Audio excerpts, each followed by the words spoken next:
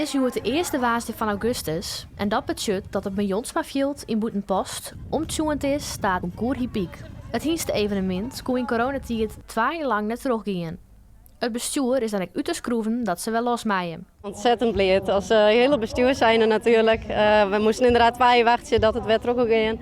Maar we zijn ontzettend blij dat het nou weer losging. En ook voor de deelnemers en voor het publiek natuurlijk. En ja, waren een prachtige dag voor de boeg. Dus we gaan er vol voor, Joet. Ja. En kun je eens een beetje door de dag in en mooi nemen? Wat zit er al hier op het programma? Ja, we hadden een heel verschillend programma. We hadden natuurlijk de verschillende tuurrubrieken. Met de welbekende Friese hindes, de tuurhindes en de heknies. En daarnaast hebben we ook een groot onderdeel van ons programma is het springen.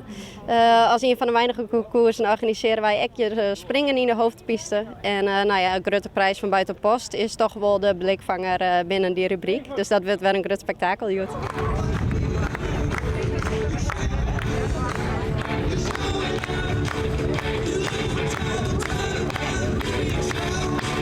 De 17-jarige Anne Boonstra is het hier de jongste deelnemer. Ze docht mee in de tuighinderscategorie voor jongeren. Haar enthousiasme wat onwakkeren door haar familie, die haast alle jaar in de hindersport zitten. Mijn huid en mijn rieden natuurlijk, dus ja, ik vond het wel mooi om naar te zien en mijn broer begang ik, dus moet ik wel proberen. Ik gang aardig goed, ja, maar soms kon je het net voorbij horen, maar letter gang het echt super. En hoe hast je hier een beetje op taret? Gewoon goed trainen en zien hoe de oren ik rieden, dus een beetje zien hoe je het met het waan en dan gewoon rieden. Anne voelt spietig nog net in de prijzen, maar dat maakt haar willen er net minder om. Haar eerste keer meedoen onder een concours Piek wie een dag om net goud te vieren. Vooral publiek en hoe dat mijn hinder ermee bij is voor mij en ja, dat vind ik het mooiste. Ja, want in hinder, dat begreep ik, dat is de jongste deelnemer, maar het hinder is eigenlijk het oudste hinder je doet. Ja. Is dat een beetje een goede balans met je?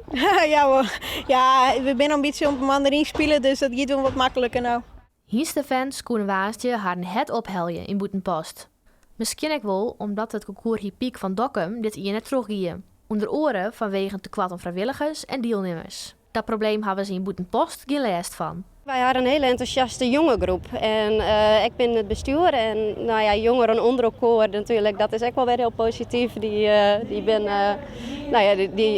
willen ook wel bij mij ook natuurlijk helpen. Dus als je in zo'n verse goede groep hebt, dat trekt er altijd wel wat jeugd binnen en dat is ja, voor u toch wel een hele positieve sfeer. Ja.